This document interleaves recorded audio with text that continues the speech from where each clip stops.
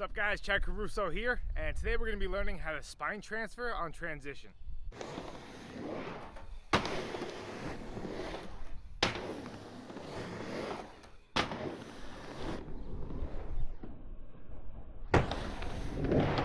Now before you start learning this trick, you just want to make sure you can rock to fakie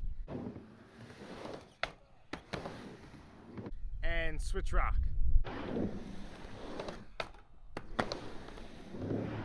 Okay guys, so the spine transfer is one of the most requested tricks I get on my channel, and yeah, I understand why, just because a lot of times with air tricks there's no real middle ground. You know, it's like either you stick it or you don't. You know, you can kind of like kick them around, but that level of commitment it takes to find out if you can do it is, you know, pretty scary. You could take some slams learning it. So in this video I'm going to explain some techniques to make that a lot easier and to hopefully get you to land the spine transfer. Okay, so the first thing you're going to want to work on when you're learning this trick is just to get over the spine. So now this is going to change depending on what kind of spine you have. If it's a single bar spine like that one there, you know, it's a lot easier just to do a board stall and then go over. But if you're working with one like this, you might have to get into a board stall, then kind of shimmy your way over into a switch rock, and then kind of press the nose and go in. So it just kind of depends on what kind of ramp you have. So this is something that I would do over and over and over again. Just do it until you feel super comfortable doing it. Like you could do it every try, because the more you get that motion down of going up and leaning forward, it's just gonna burn into your head and make it that much easier when you try the trick. Okay, and once you feel comfortable with that, the next thing you want to focus on is flying out of a quarter pipe. So you're just going to want to do this over and over again and work on getting these wheels over the coping and then shifting your weight forward. Now, if this doesn't feel comfortable at first, or it's, you know, too hard to get up there, you might want to try it on a smaller quarter pipe or even like a bank ramp. Just work on coming out of the bank ramp and pressing on the tail a little bit and getting those wheels over. Okay, so once you have the fly out down, the next thing you're going to want to work on is rolling into the quarter pipe.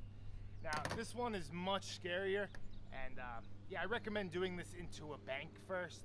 You know, just keep doing it over and over and over. You can't do things too many times, you know, so the more you do it into a bank ramp, the more comfortable you're going to be when you go to try it on a quarter pipe. So when you're doing the roll-in, you just want to make sure that you have your wheels pressed down enough to make it over the coping.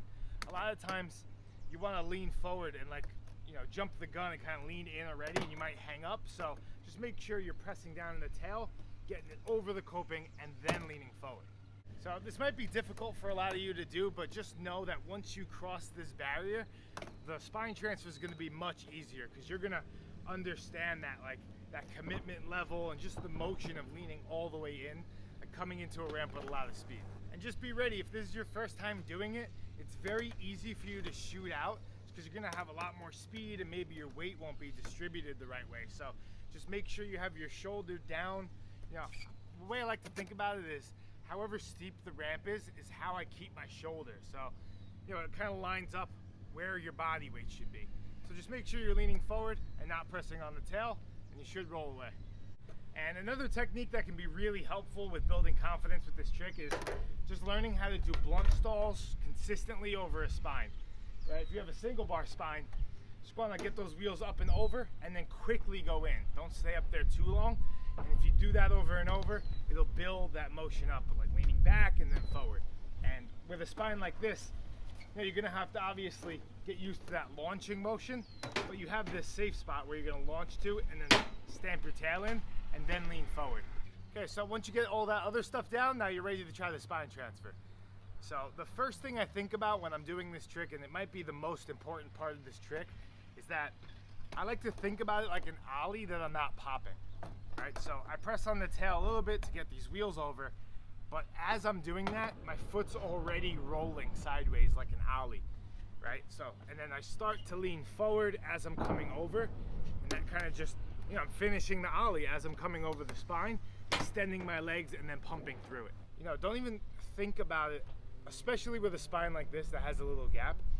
You know, don't think about it like an air. I like to think about it as I'm pumping like an imaginary ramp, right? I'm just like flying over, staying close to the ramp, sucking my legs up, and then extending them as I come in.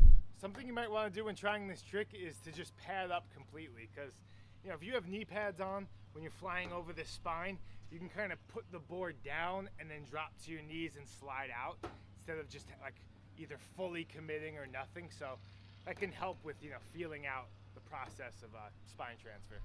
Okay, and the last thing I want to talk about is probably one of the most important rules of transition in general, and that's the more you commit to a trick, the more likely you are to land it, right? And that might sound like common sense, but a huge, you know, thing I see when people are learning tricks is that they're scared and they half commit. They don't lean all the way forward. Their body's like kind of straight up or something like that. And those are the things, those hesitations that make you fall.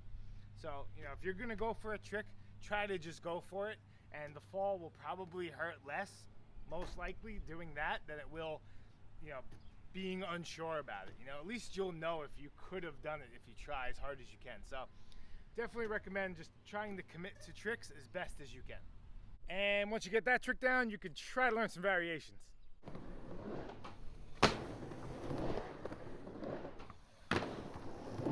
Alright guys, hope you enjoyed this video, and if this trick tip was helpful for you, I have a Patreon page where, you know, I put up polls where you can vote on what tricks we do next, or I upload just, you know, completely Patreon only tutorials and stuff like that. So if you want to help support this channel, be really appreciated, and I'll see you guys in the next video.